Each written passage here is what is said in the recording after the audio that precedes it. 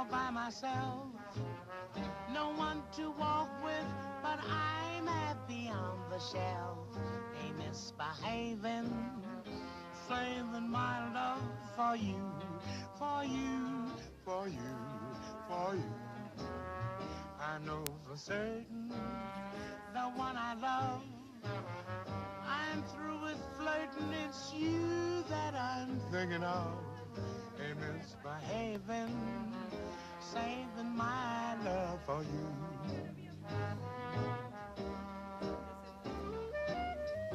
Like Jack Horner in the corner, don't go nowhere. What do I care? Your kisses are worth waiting for. Believe me, I don't stay out late, no place to go. I'm home about 8, just me and my radio. Ain't misbehaving, saving all my love for you.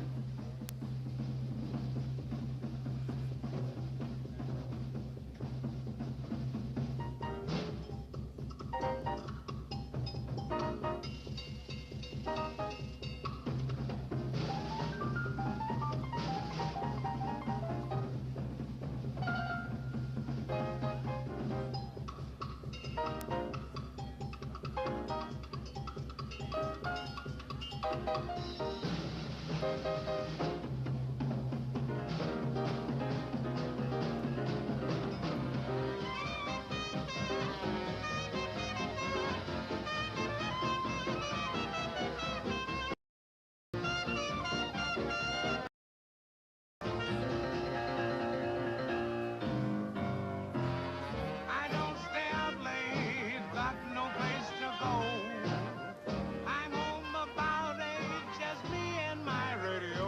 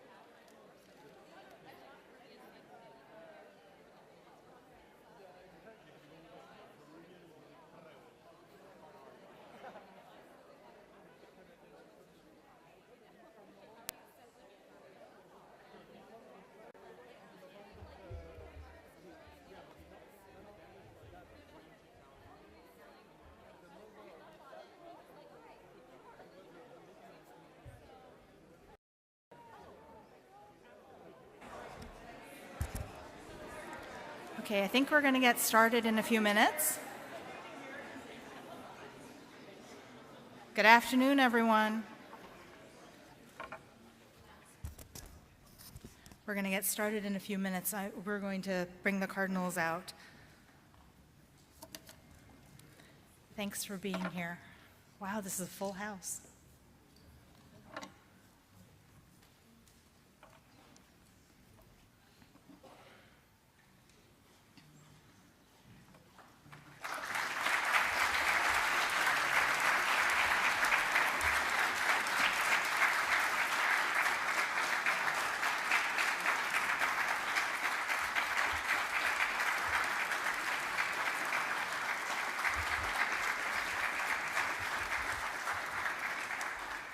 Well, good afternoon, ladies and gentlemen.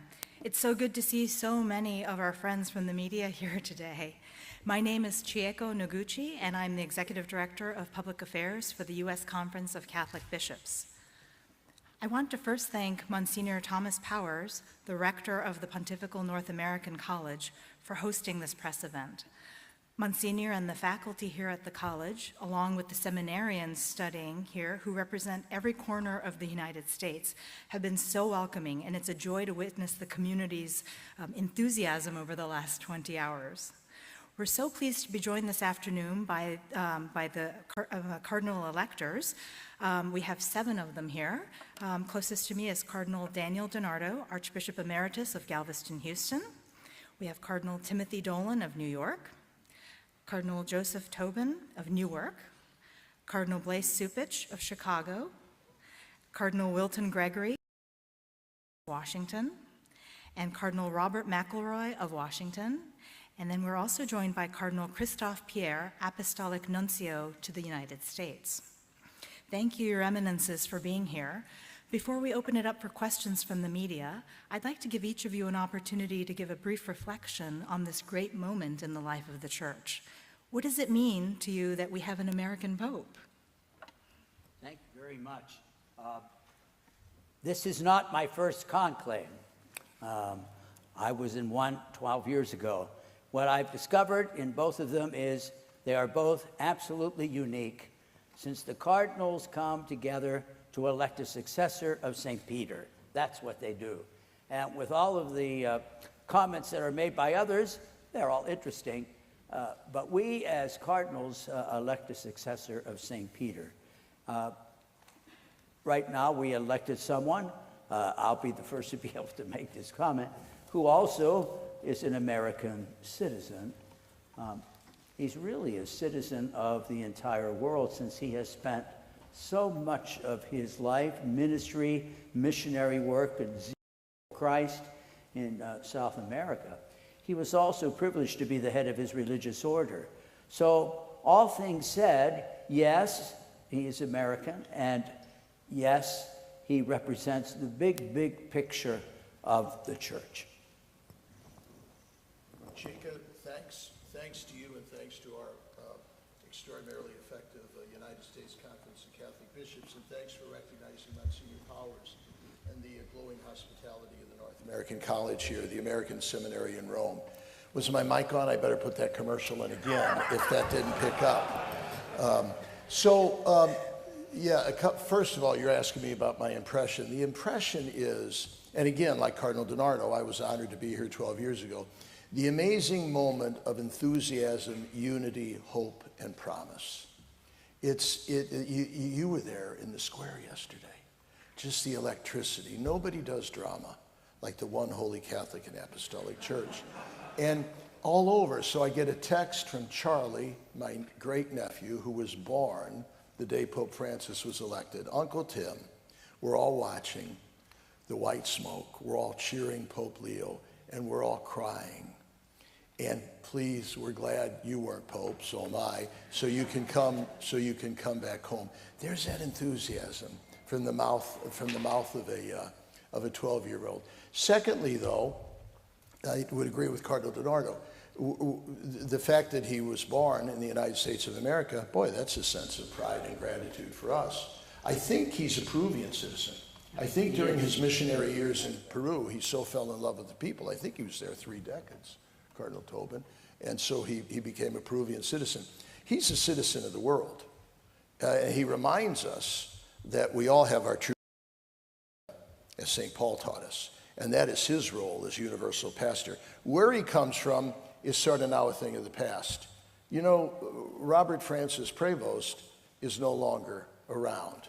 It's now Pope Leo. That's why Jesus changed the name of the first pope, right? You're no longer Simon. Your name is Peter. So he's a new person. He's our Holy Father. He's the successor of Peter. He's the father of the Church Universal. Where he came from, secondary. Well, this is my first conclave and my first press conference after a conclave, and I think it's always great to bat third in the order because they put the really fast guys out in front of you. You know?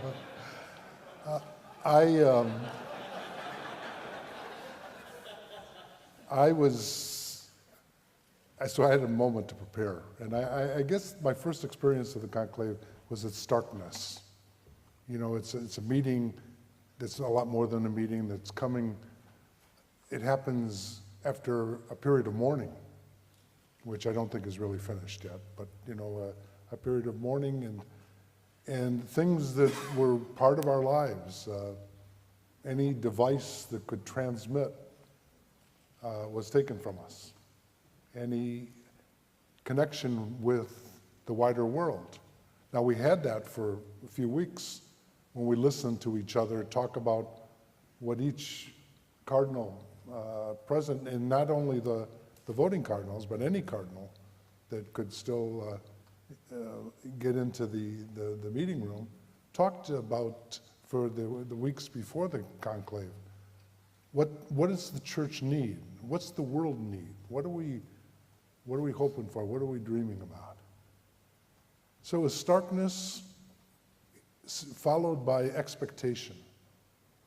Now we know something's going to happen eventually, and in some ways the voting is like watching a glacier move, but sometimes glaciers under stress move a lot faster.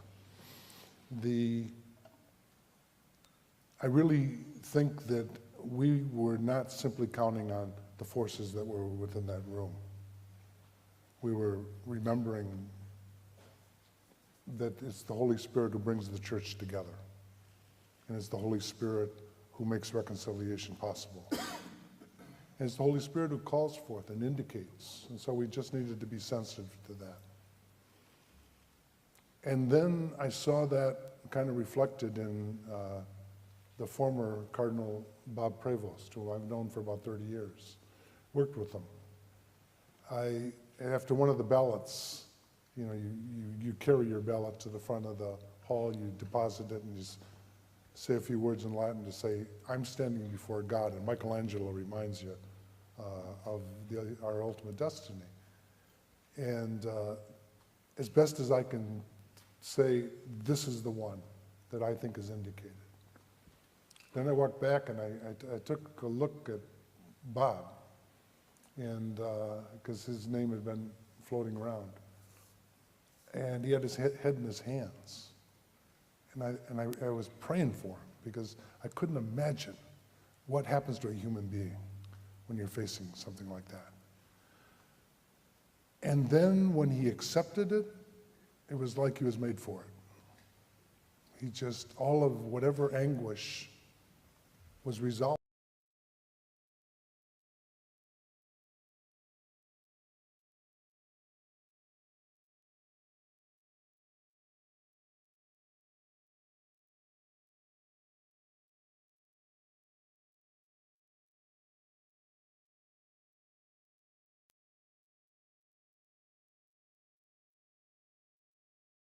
Kind of an interesting few days. Well, I'm batting cleanup, and I hope this is my first conclave, and I hope my last. So, viva el Papa. But one of the things that I come away with is, just imagine, we were over 130 people. We were over 130 people with different languages, cultures, backgrounds. from more than 70 countries.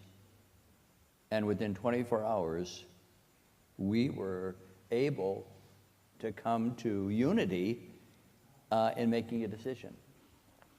I hope that's a signal to the world that we can reach across our differences in culture, language, country, nationality, and work together to solve the problems that are there, that we have the opportunity to reconcile and have peace. And I think it's instructive that Pope Leo began his message to people in the square by offering them the peace of Christ. So I saw this as really a spiritual experience of not only going through the motions of praying for the Holy Spirit, singing the Veni Creator, but actually having an experience of how we were able to treat each other with great respect, to listen to each other during the congregations beforehand. And then when it came time for voting, things seemed to just gel and go in a direction that set us on a path of unity. And that's what I really come away with from this experience. If only the rest of us in our lives and in the world could have that mad dash to unity that we seem to have in the conclave. This was one of the most prayerful moments in my life, my first conclave, and I could not be more grateful that it happened in the Holy Year of Hope, that we are pilgrims of hope, something that Pope Francis had initiated. I felt comfortable saying to Pope Leo, from one South Sider of Chicago to another, I promise you my respect, my fidelity, and my love. It was just an amazing opportunity to see such a diverse assembly of humanity, obviously coming from many different perspectives, facing many different challenges, but coming together for a common purpose, to find Peter's successor. And I think we did well.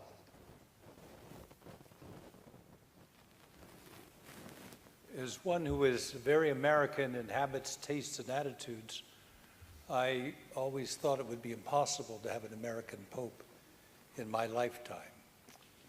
But I have to say, as we entered into the Sistine Chapel, it's a magnificent ethereal experience, because we were coming in together 2 by 2, and the litany of saints was being sung to remind us that we're in union with all the saints who have come before us are in the kingdom of heaven. And at that moment, as we came in with the Last Judgment in front of us, that magnificent painting which brings to the fore the whole of humanity in all of its joy and accomplishment, in all of its hardship and struggle and failing. All sense of those divisions within the world fell away. And I felt we were looking at that moment into the souls of one another to find who should carry on this incredibly important mission at this moment in time. Some of you may remember John the 23rd called his autobiography The Journal of a Soul. And I really think in the discernment that went on and the prayer that went on, we were looking for the soul who has the capacity at this moment of time to really be a witness to Christ.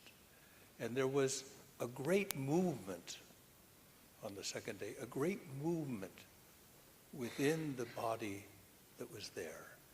And it could be nothing other than the grace of God moving us toward this consensus, which I thought would have taken a lot more time to get to. And in thinking of Cardinal Prevost now, Pope Leo, what comes to mind is a phrase that was so much at the center of Pope Francis' pastoral ministry: missionary discipleship. That we are all called to be missionary disciples in the world, building the kingdom of God in the ways brought to us that we can in the lives we live out every day. And in a very real sense, Cardinal Prevost in his life has been at its core a missionary in every way. And in the great missionary tradition of the church, but also in his own life as a missionary within his family, within his religious community, within the parishes where he served, in the diocese where he served, and now for the world. And in a very real sense, we are in the city of the great missionaries of Christianity, Peter and Paul. If you ask, what were they citizens of? Paul was, in a real sense, a citizen of Tarsus and of Rome. Peter was a citizen of Galilee. But they each became missionary at their core and came to this place in Rome and gave their lives. And I believe that's what Cardinal Prevost, now Pope Leo, is doing and is at the heart of who he is and who he will be in the life of the church. I've been the representative of 4 popes during my life. And from one minute to the other, he became my 5th pope. There is a continuity. It's wonderful. It happens in a few moments. Cardinal Prevost became the Pope. What an extraordinary experience it was, you know, there is a famous sentence from a French poet, Papal. And he said, tout commence en mystique et tout finit en politique. You understand that, huh? Of course you do. And there is a few French journalists here. You will ask them to translate. You know, everything begins in, that's what Peggy said, you know, a kind of pessimistic but realistic vision of the reality. Everything begins in mystical and finishes in politics. What I experience is that everything begins in politics and finishes in mystic. This is what we lived, you know. We started like, you know, in this kind of confusion. The confusion of the languages, the confusion of the persons, the uncertainty of, because nobody told us where to go. You are together and you have to vote for the Pope. And there was no method. So, you know, the only method is the human method, to get to talk to one another, the dialogue, to listen to one another. At the beginning, let's be honest, we had difficulty to listen to one another because, you know, you project your prejudice. You see the person as you think he is or she is. But at the end of it, you know, things became the process of discernment. I think a conclave is a moment of discernment. And everything starts in politics, and suddenly, as you said, you know, because we are in an atmosphere of prayer, I think which is so important. And we knew that ourselves, we could not resolve the problem. We cannot resolve the problem of diversity, the differences between groups, between persons. You know, I think the Holy Spirit has to help us. But the Holy Spirit is not a spirit floating over the people. The Spirit acts through us. And may I say, you know, at a certain moment, and that was my wonderful experience, at a certain moment, I said, the Spirit is working. And we have Pope Leo. May I, if you, my brother's American, because, you know, I have the privilege to be French here. You know, everybody says an American Pope. But this man has spent most of his life in South America and in Rome. And you know, by the way, a pope from South America, in America of now today, is very important. Is that not? Is that not a prophetic gesture from God himself? You know, first and foremost, because he was a bishop of Chiclayo. You know, he is very well known. He's a South American bishop. Although, you know, he comes from the center of the world, Chicago, no? But another thing, have you heard about Cardinal Prévost? But Prévost is French, by the way. Prévost is French. Is that correct? And look at the genealogy of Prévost. It's very interesting.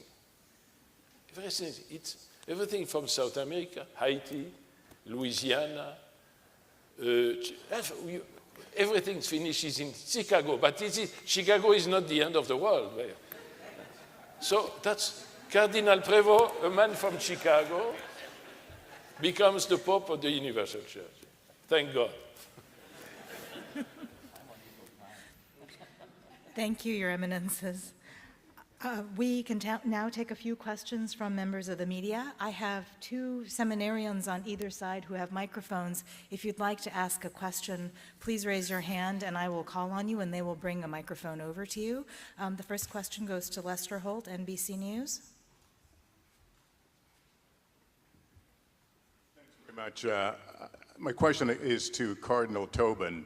A lot had been talked about in the lead up about this larger number of cardinal electors, the fact that they were scattered from different parts of the world, didn't know each other. I want to ask you about the level of familiarity in the room, in the conclave. Well, first, Lester, I'm glad you clarified what you meant by larger cardinals.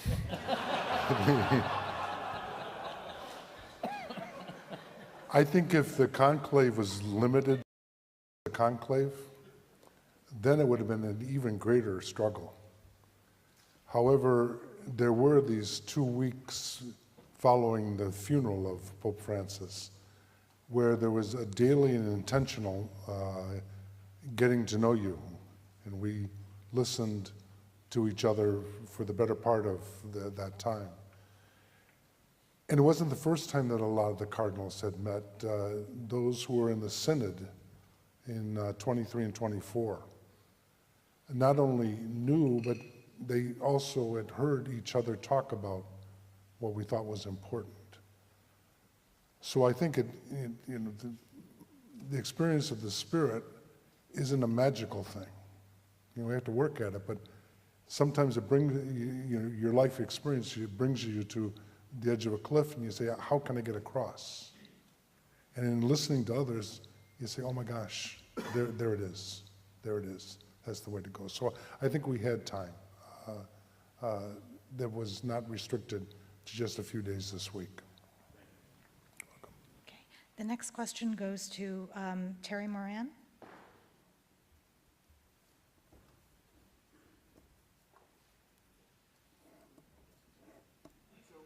A couple of questions. First, during the meetings of the cardinals in the congregations, did Pope Leo, then Cardinal Prévost, did he have something to say that might have had an impact on the conclave? And then today, Cardinal Bo of Myanmar told ABC News, and I want to get his quote, that one of the reasons he's excited to have an American Pope is because he can build a bridge and find conversation and dialogue with President Trump. Do you think that was present as well?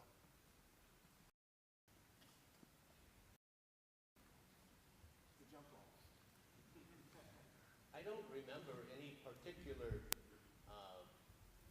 intervention that then Cardinal Prévost offered to the general congregation. But I do believe he engaged quite effectively in the smaller group conversations.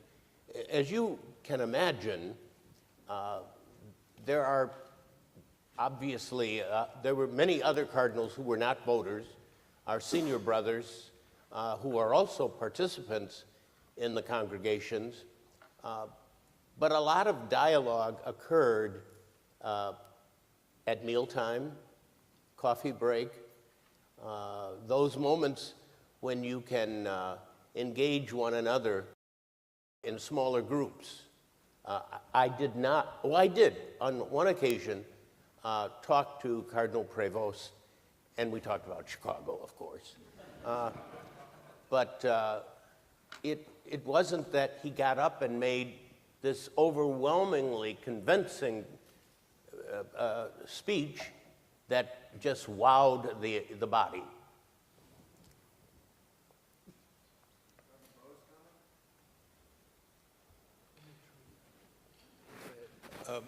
I'll try both of those. One is that Cardinal Prevost's talk during the general sessions, I think what was important was not particularly the substance of what he said, but the manner with which he spoke. And that's key when we're looking at these questions. The key is, what is the manner a man is going to bring to this office, to this role? Secondly, I think the impact of him being an American was almost negative in the deliberations of the conclave, surprisingly so for me. I'm a newer cardinal, and I talked to many of those who are from different places, many far flung, because you know Pope Francis made cardinals in the peripheries. That was a particularly important witness. And what surprised me was the real absence of that being a key question at all in this conclave. So, maybe, I think we should not forget that he has had a very important position in the Curia for a couple of years already, you know. He was the head of the Congregation of Bishops. So he's also known, you know, for his actuation. He has begun, and he has been chosen by Pope Francis. You know, there is also, I think, a kind of continuity.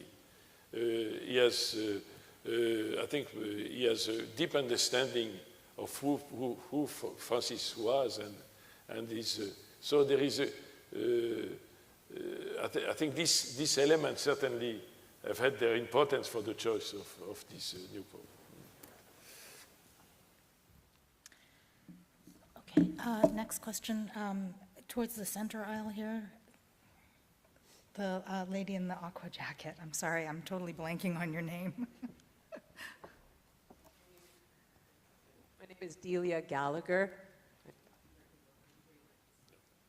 My question, please, is to Cardinal Dolan and Cardinal Gregory. To what extent is it correct to interpret the election of Pope Prevost as a reflection of the desire of the cardinals to offer a counterweight to the global influence of President Trump? Thank you.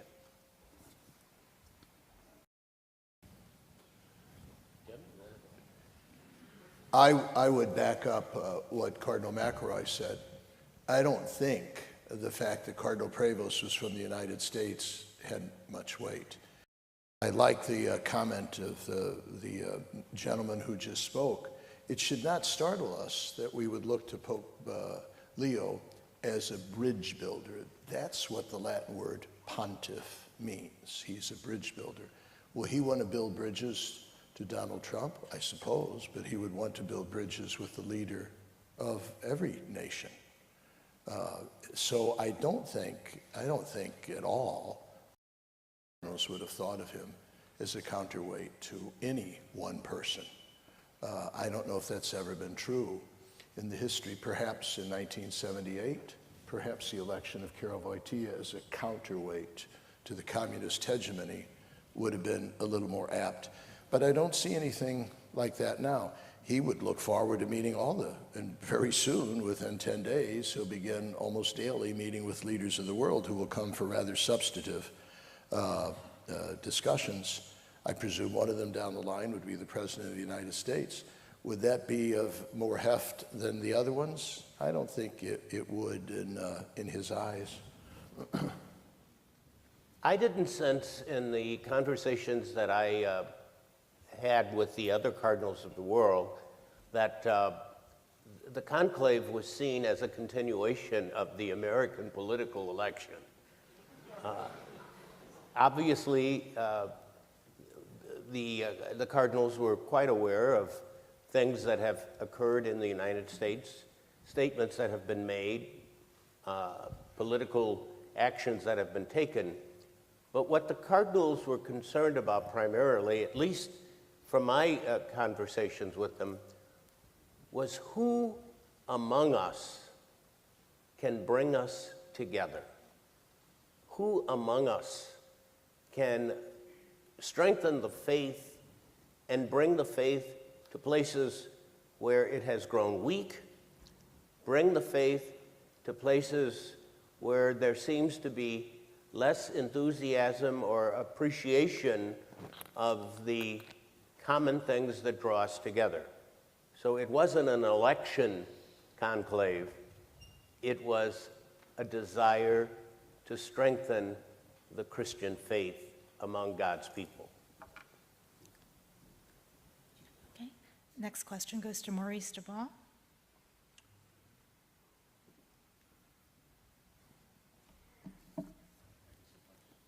1, 2, 1, 2. I'm wondering, let's start with Cardinal Cupich here. What do you think the impact of this papacy will be on Catholics in America, on the church in America? You saw the spontaneous reaction yesterday. People were chanting USA, USA in St. Peter's Square. And at the same time, some others have said, baby, pump the brakes here. This is the least American of all the cardinals. Where do you think this papacy is going to lead Catholics in America?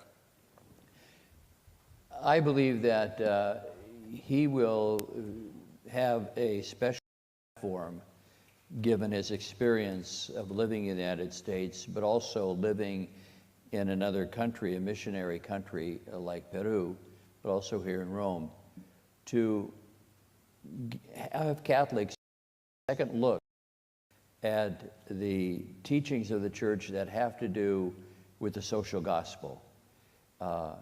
Picking the name Leo is indicative, I think, of the direction he wants to take. The great reformer, he was the first modern pope that we've had after Pius IX, who wrote stirringly about the rights of workers, of immigrants, of those who were living at the margins of society. So I think it will give him a platform to reintroduce Rerum Novarum, the works of the church since Rerum Novarum and Leo XIII. And I think he will be able to put it in language that's comprehensible and also challenging to Catholics in the United States. So that's what I'm looking for. I think that's the promise that we saw yesterday on the balcony, and also the promise in the name that he chose.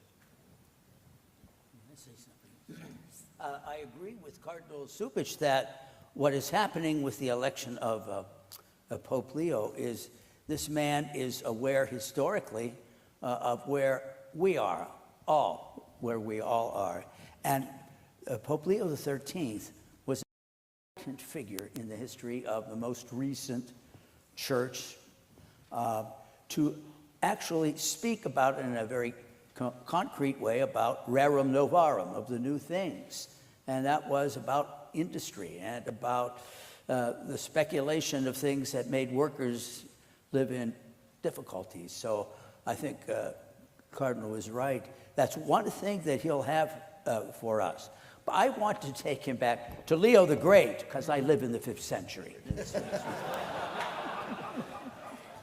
Leo the Great was a pope at the time when the church was truly a mess in dealing with what was happening right around the city gates of Rome. And remember, Pope Leo is the Bishop of Rome, and that's what makes him Bishop of the whole church. And Pope Leo managed to pull off a number of things relative to saving the city, helping the city, and at the same time, he preached Christ crucified, and he preached him as truly Son of God, and truly, as his phrase is, also consubstantial with us. Jesus is truly one of us. I think Pope Leo is a wise man, and he picked someone whose name has multiple figures from Leo the Great to Leo the 13th, all of whom can speak to us both in terms of social doctrine and in terms of doctrine of who Jesus is. Thanks. Okay, great. I'd like to call on a print reporter, Joshua.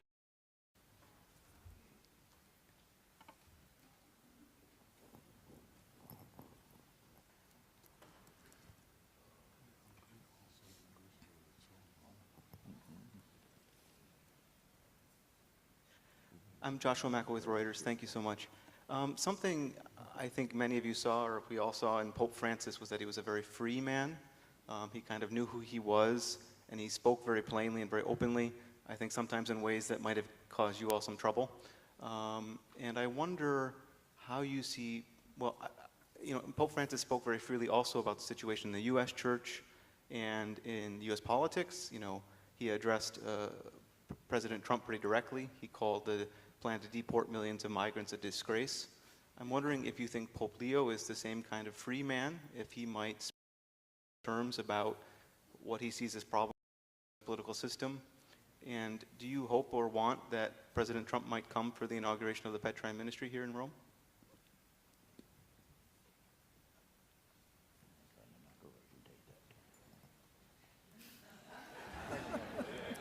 Why not? Why not?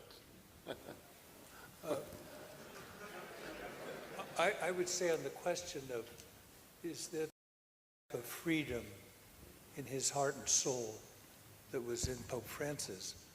I believe yes. But that's different from asking, is he going to express that freedom in the same exact manner or the same pathways and contours that Pope Francis did? It was said many times in the general sessions leading up to the conclave, and I think I could say this much without giving anything away. We're looking for someone following the pathway of Francis, but we're not looking for a photocopy. And I believe Pope Leo will not be a photocopy of Pope Francis. I do believe he'll be just as genuine, but he'll have a different manner in expressing that and bringing the gospel into the church and into the life of the world. I think it's important to remember that when we have the appointment of a bishop in the church, we don't talk about a replacement. We talk about a successor. That's a very important distinction to make. And that is what we were looking for as well. Who could bring forward not only the ministry and life and tradition of Francis, but everything that preceded him, especially in that pivotal moment in the life of the Church at the Second Vatican Council. So we were looking for a replacement, but a successor. We are unsurprisingly very, very eager to find out about the man, Pope Leo. Pope Leo, rightly so. I am, we are, you are. His personality, his temperament. Of course, it's the office of the successor of St. Peter that endures. We've been through this 268 times, okay? And the church goes on. Did you detect yesterday, you were there, we bishops were behind the drapes, but we could hear, the most ecstasy from the crowd is when the announcement was made, I bring you Habemos. We have ecstasy, enthusiastic applause. They didn't know who it was. As a matter of fact, they said, we don't really care. We have a pope. The chair is no longer empty. There will be a man at the window on Sunday. We have a pope. Papa is back, all right?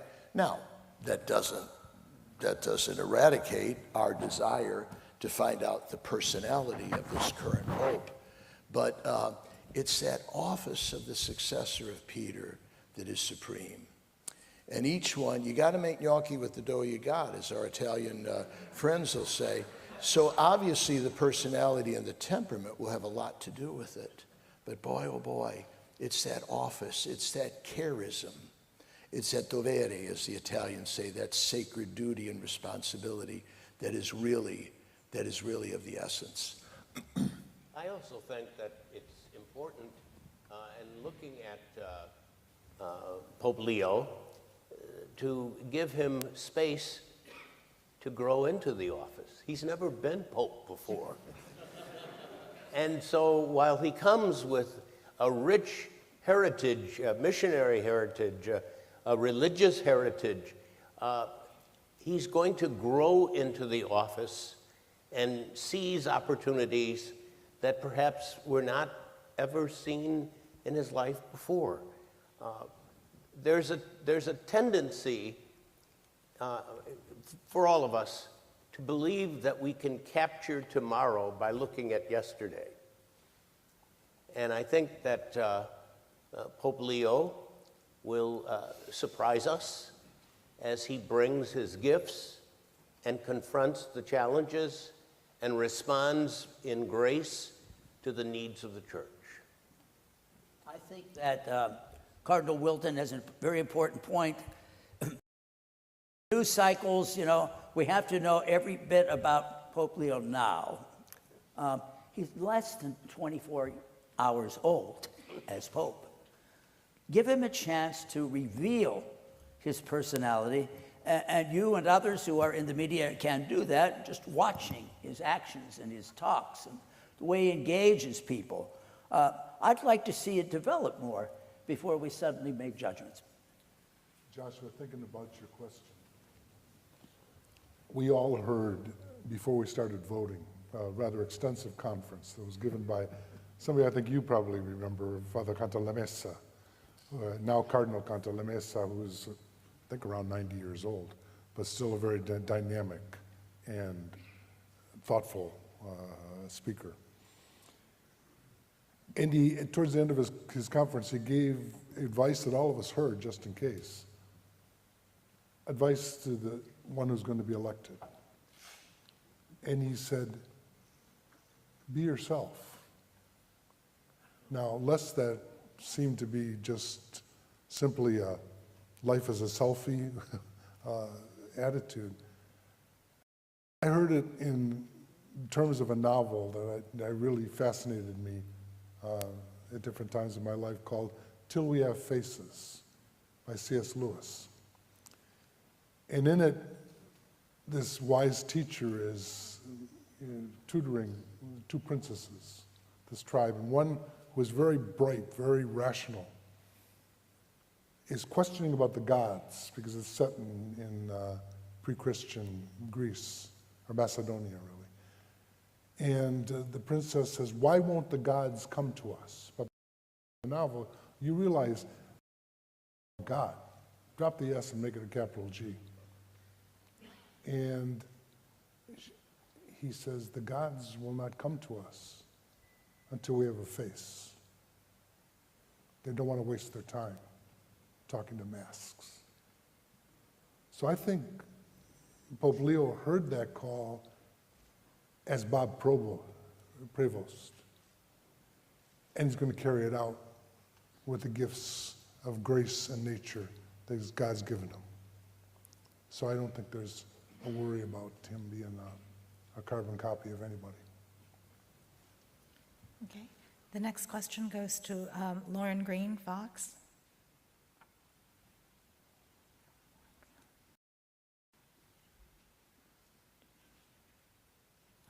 One of the things that's very apparent about Cardinal XIV is that he seems to be a combination of Pope Francis and Pope Benedict, like the missionary aspect of Pope Francis, but sort of the mind, the theological mind of Pope Benedict because of his doctorate in canon law. Is this what attracted you to him? besides his manner, but just the resume? Lauren, I think you're onto something. I'm glad I'm sitting next to Cardinal DiNardo. You see, Robert Francis Prevost is an Augustinian. Augustine is the representative of perhaps the most towering intellect in Western civilization. In philosophy and theology, you don't have to go to a Catholic or Christian university to study Augustine. He's studied by everybody. And so that could be the rock of an intellect that would remind us a bit more of Pope Benedict, right? But yet, right, he's filled with that missionary zeal and fervor that the cerebral life is fine, but unless it sinks to the heart, takes over the soul, and can be expressed credibly and in a compelling, colorful way through the mouth, it ain't going to accomplish much. And so, yes, that might be the combination there of with Pope Francis. Way to go.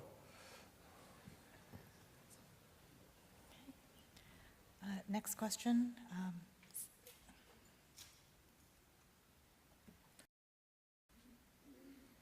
Hi, Mary Calvi. I have a question for Cardinal Dolan and Cardinal Tobin. Cardinal Dolan, before you were sequestered, you told me that you were hoping for a pope who had pastoral experience within a diocese, in a church community, a gifted linguist, and a person with Vatican experience, but maybe not a Vatican lifer. And that certainly described Cardinal Prevost. So I was wondering from you and also from Cardinal Tobin, when you were going in to the conclave, did you have an idea in your head that Cardinal Prevost would be the next pope? And also on the subject of gnocchi, how was the food in the conclave? Oh. Well, Mary, thanks for reminding me of what I had said in our enjoyable interview. I think it was back at home. Thank you. And yeah, that means a lot to us. It means a lot to us cardinals that you would have a pastor. Pastor is the Latin word for shepherd. Jesus, this Sunday, we're going to celebrate Good Shepherd Sunday when Jesus says, I'm the Good Shepherd. We look for somebody who's a good shepherd, a good pastor. And that usually is translated into that part of his curriculum vitae would be extensive pastoral experience. Lord knows Pope Francis had it. And Lord knows Pope Leo XIV has had it. That usually means parish or diocese, although a good priest and a good bishop is a good shepherd wherever he is assigned, okay? Cardinal Pierre has spent most of his life in the diplomatic service of the Holy See, maybe not in a parish or diocese, but he's still a good shepherd. But we would look to that, Mary, very, very much. The food, let's just say it was a good impetus to get this over with, all right?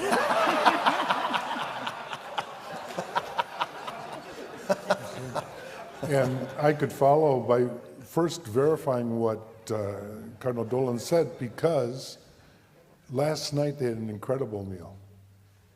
As I said, they've been holding back, till we got the job done. But I do remember being so shocked the day after Easter, getting the word about 5 o'clock in the morning of Pope Francis's death. And as I was shaving later that morning, I was listening to a segment on the BBC in which Cardinal Bo, who was mentioned from Myanmar, was being interviewed. And towards the end, the journalist, with the customary discretion, said, without violating any secrecy, do you have some candidates in mind? And Cardinal Bo surprised me by saying, well, yes, there's one or two I've been thinking of. And I said, Joe Tobin, you got a candidate in mind? Absolutely not now. And I don't think it's just laziness. There are other things I probably could do more promptly. I needed to listen to, especially these discussions before, as I valued what happened in the synod so much, because it was an opportunity not simply in Rome to listen, but in all places, Newark, New Jersey. And I came to that synod with a lot clearer ideas of what I heard from the 16,000 or so people that participated. So I think that I would imagine there was one or two that came with somebody else in mind and changed because of what they heard from people. So thank you. Okay. Well, we are running a little short on time. I'm going to give one last question to a Catholic outlet. I'm going to call on Cindy Wooden with Catholic News Service.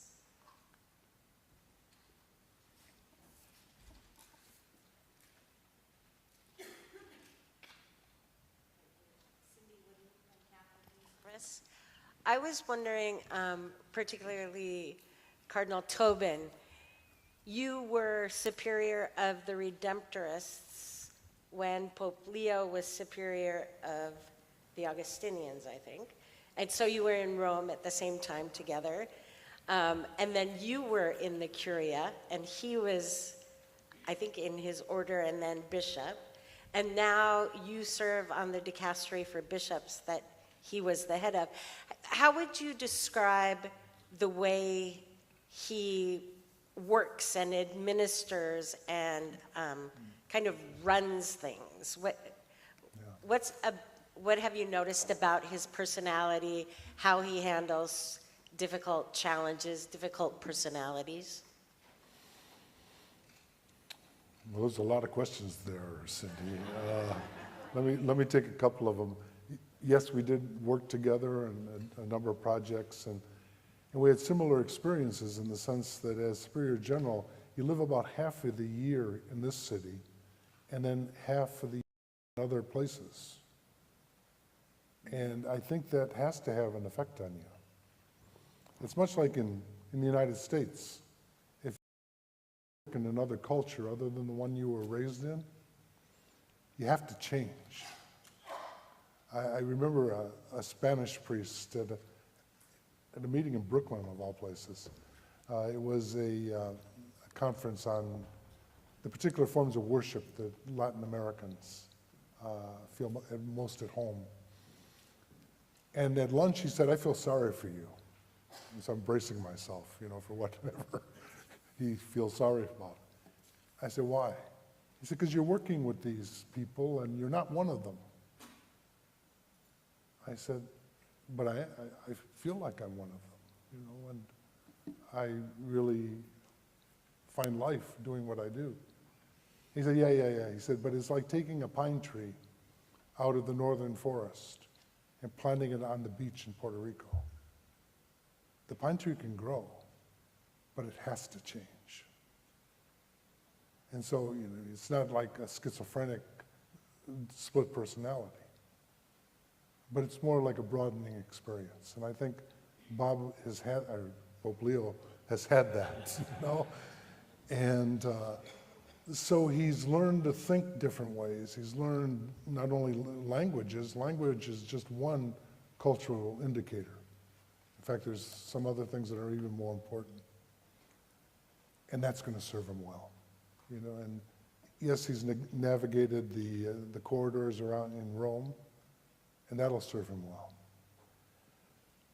I don't think he's one that likes to pick fights with people, but he is not one to back down if the cause is just. And I guess the last thing I'd say about Bob is that he really is a listener, and then he acts once he's heard. So he has a lot of courage, and I just thanked him yesterday when it was my turn for saying yes to such an awesome responsibility. Okay, thank you very much, Your Eminences, and thank you, ladies and gentlemen of the media, for your participation today, and thank you, Monsignor Powers and the Pontifical North American College, for hosting us today. Have a good evening, everyone.